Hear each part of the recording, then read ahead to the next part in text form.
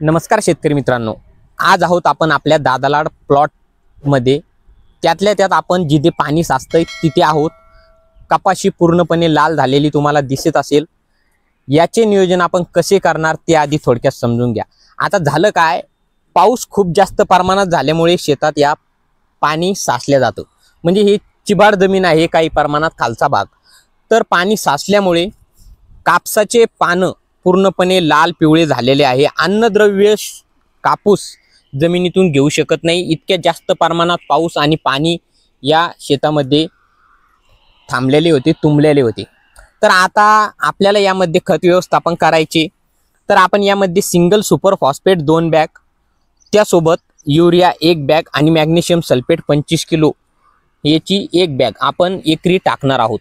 शेतकरी मित्रांनो, आता या कपाशीला चांगल्यापैकी बोंड धारणा तर आपल्या झालेली होतीच, पण आता आपल्याला नवीन माल या कपाशीला आणखी जास्त प्रमाणात लागण्यासाठी आपल्याला हे खत व्यवस्थापन खूप गरजेचं आहे। आता जे बोंड धारणा आपल्या कपाशीला तुम्ही बघू शकता जी आहे, म्हणजे आपल्या कपाशीला आज रोजी 15 ते 17 18 बोंड आहेत, पण आता जे शेंड्याला आपल्याला वर माल पाहिजे त्याच्यासाठी खत व्यवस्थापन गरजेचे आहे। त्यासाठी आपण हे खत व्यवस्थापन करणार आहोत। शेतकरी मित्रांनो, बऱ्याच शेतकऱ्यांचे प्रश्न आहेत की कापूस पिवळा झालाय, लाल झालाय। सगळ्यात महत्त्वाचं तुम्ही खत व्यवस्थापन करा। जास्त महाग खत आता टाकू नका। 2000 रुपयाला बॅग झालेली आहे। तुम्ही सिंगल सुपर फॉस्फेट कमीत कमी एकरी 1 बॅग तरी टाका, 25 किलो युरिया टाका, मॅग्नेशियम सल्फेट 1 बॅग टाका। तुम्हाला हिरवा गार कापूस परत बघायला मिळेल।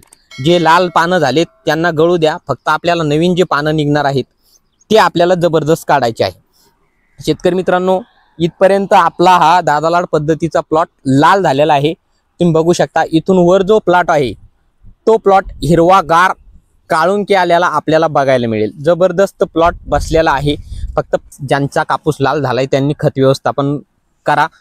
शेतकरी मित्रांनो, खचून न जाता या कपाशीला जर खत व्यवस्थापन केलं तर नक्कीच आपली कपाशी 100% वाचणार आहे। त्यासोबत फवारणीमध्ये तुम्ही मायक्रोन्यूट्रन्स नक्की फवारा, जेणेकरून सर्व सूक्ष्म अन्नद्रव्य आपल्या कपाशीला मिळेल आणि आपली कपाशी हिरवेगार होण्यास मदत होईल। तर परत भेटूया एका माहितीपूर्ण व्हिडिओमध्ये।